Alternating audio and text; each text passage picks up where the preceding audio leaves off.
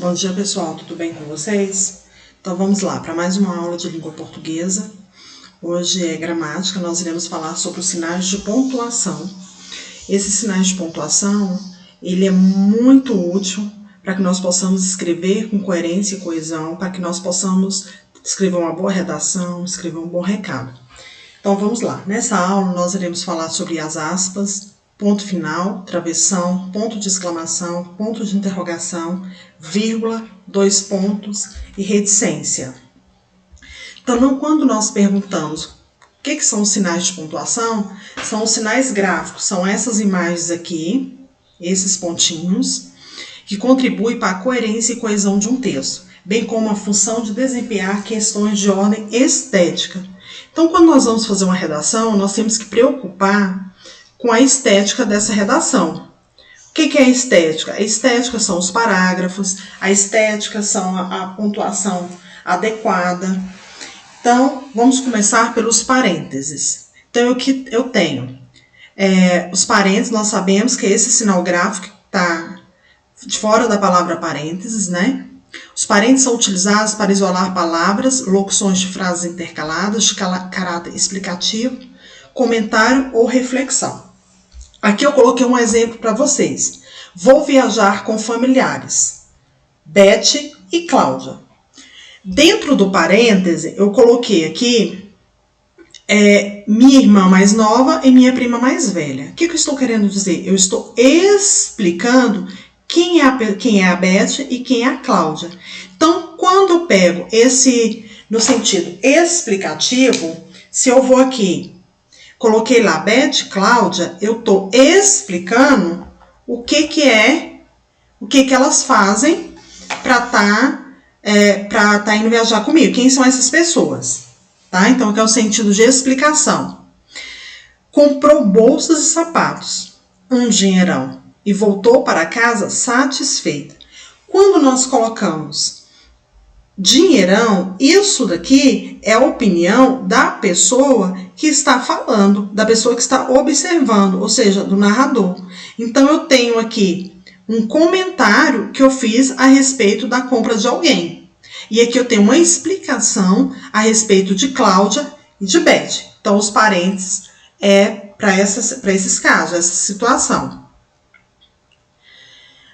Podem substituir também a vírgula e o travessão.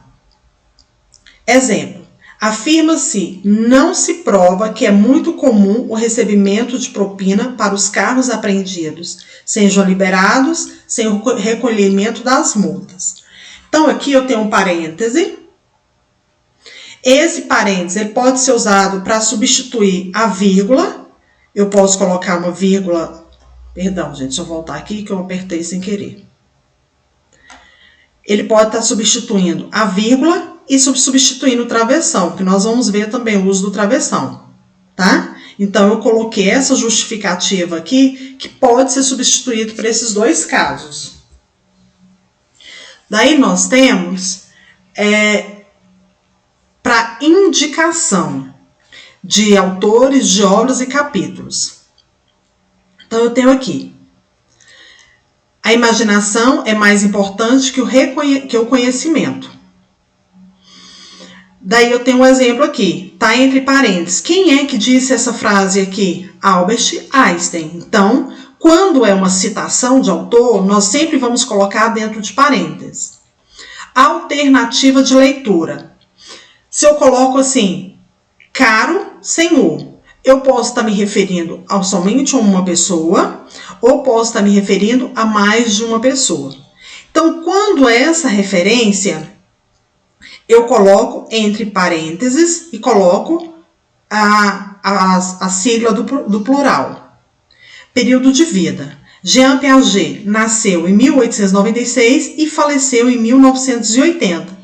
Então, isso também aqui é referente ao autor, né? O nascimento e da sua morte. Então, nesses casos aqui, eu também uso parênteses. Agora, nós vamos para o ponto final. Então, o ponto final é aquele pontinho que nós temos, que nós conhecemos como ponto final, ele é conhecido também como ponto. O ponto ou o ponto final é utilizado para terminar a ideia ou discurso e indicar o final de um período. O ponto é ainda utilizado nas abreviações. Então, vamos lá. Então, aqui nós já vamos verificar dois casos. Então, após ponto, nós iniciamos com letra maiúscula. Nós não iniciamos com letra minúscula. Então, o exemplo aqui de ponto. Acordei e logo pensei nela e na discussão que tivemos. Terminei uma oração. Depois, saí para trabalhar e resolvi ligar e pedir perdão. Olha o meu ponto final. Aqui eu tive um ponto, nós conhecemos o ponto continuativo, né? Porque eu inicio após esse ponto com a letra maiúscula. E aqui eu tenho o final, porque eu terminei o meu pensamento. O filme recebeu várias indicações para o Oscar. Ponto. Esse acontecimento remota ao ano 300 a.C. Para abreviações também nós usamos o ponto, segundo afirmam os nossos historiadores. Senhor João, olha para a abreviação também. Lamentamos informar que seu novo voo foi cancelado. Agora nós vamos para a vírgula, né? Então a vírgula ela é bastante usada e o erro é bastante comum. Então aqui eu fiz umas regrinhas. Então lá nós vamos para a regra número 1. Então lá na regra número 1 eu tenho assim: não se separa sujeito do predicado. Por exemplo, se eu colocar aqui assim, você, deixa eu voltar aqui, parece que a minha caneta não está querendo escrever. Vamos tentar mais um pouquinho aqui. Tá não, gente. Então vamos lá, eu vou ler. Eu tenho a primeira regra. Não se separa sujeito do verbo. Se eu colocasse assim, você não pode falar isso comigo. E no você eu acrescentasse uma vírgula. Estaria certo? Não. Por quê? Qual é meu verbo? O que eu não posso falar? Com quem eu não posso falar? Com você.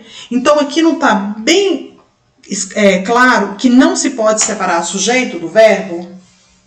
Segunda regra, vírgula com a conjunção pois. Ele dança muito bem, pois é dançarino profissional de axé. Quando nós falamos que ele é dançarino profissional de axé, eu estou fazendo uma conjunção que indica causa. Essa causa aqui, ele pode ser substituído por que ou visto que. Então, ele dança muito bem, vírgula. Vou colocar uma conjunção pois. Essa conjunção está indicando causa? Eu tenho que usar minha vírgula. Terceira regra, assinalar aposto. O que é um aposto? É uma explicação. A minha professora. Eu poderia dizer a frase, a minha professora faz com que eu entenda o conteúdo.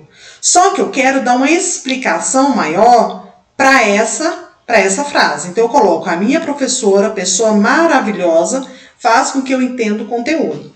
Se eu coloquei um termo que dá sentido explicativo, nesse termo, entre essa explicação, que nós chamamos de aposto, eu vou inserir duas vírgulas. Então, percebe-se que depois de professor eu tenho uma vírgula e após maravilhosa eu tenho outra vírgula. Poderia tirar isso daqui para mim não colocar duas vírgulas? Poderia. A minha professora faz com que eu entenda o conteúdo. A frase teria o mesmo sentido? Sim, o mesmo sentido. A quarta regra. Antes do e, quando em oração com sujeitos diferentes ou quando ele se repete. Então, aqui eu tenho duas orações. Então, aqui, eu mandei um e-mail. Quem mandou o e-mail? Eu. Então, eu sou o sujeito. Eu tenho o verbo. Não tem? Então, sujeito e verbo fica na mesma frase, sem vírgula. Aí aqui eu tenho outra. Meu pai escreveu uma carta. Quem escreveu a carta? Pai. Então, o pai é o sujeito. Escreveu é o meu verbo. Então, eu tenho duas orações. Para interligar essas duas orações, eu preciso usar o e. Então, eu separo a minha primeira oração com a vírgula e acrescento o e, que dá sentido de adição. E vou adicionar mais alguma coisa. Quinta regra. Assinalar o vocativo. Vocativo, o que é vocativo? É você invocar algo ou alguém. Quando Quando nós chegamos ao banco, muitas vezes tem aquelas pessoas com aqueles coletinhos, né? E pergunta, posso ajudá-lo, senhor?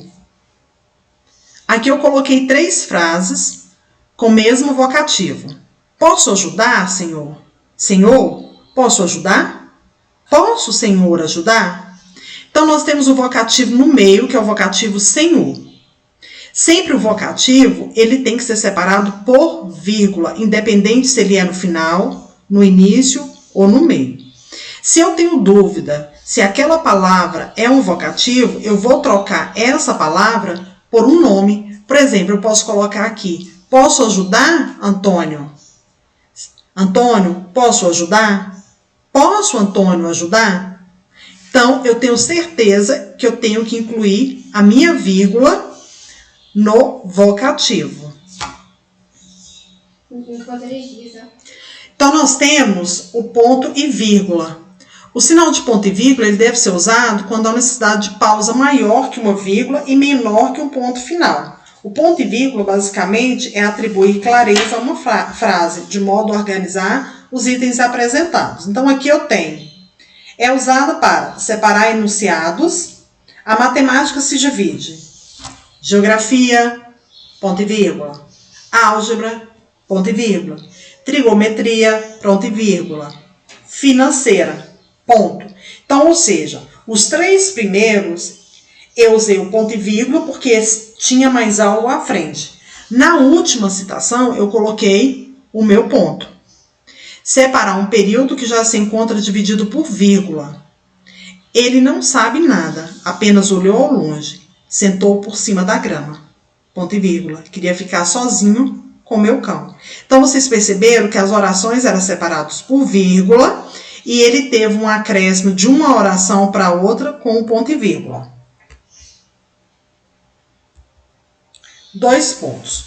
Os 2 pontos vocês usaram ou deveriam usar na redação narrativa. Por quê? Porque os textos narrativos, onde se tem diálogo, onde se tem conversa, eu vou usar os 2 pontos para dizer que alguém está falando alguma coisa.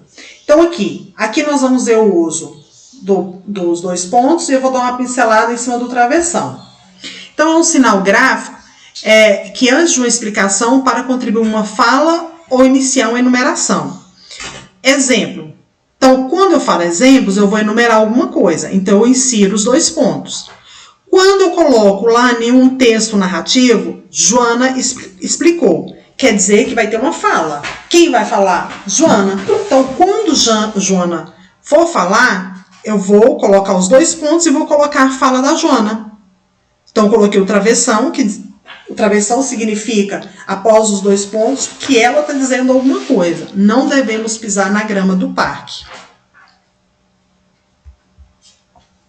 Ponto de exclamação. É utilizado para exclamar.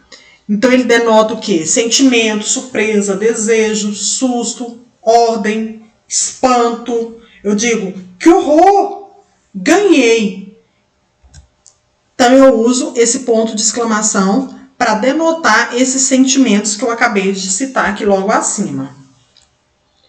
Ponto de interrogação. Ponto de interrogação nós usamos em frases diretas e indiretas. Quer ir ao cinema comigo? Eu estou perguntando algo para alguém.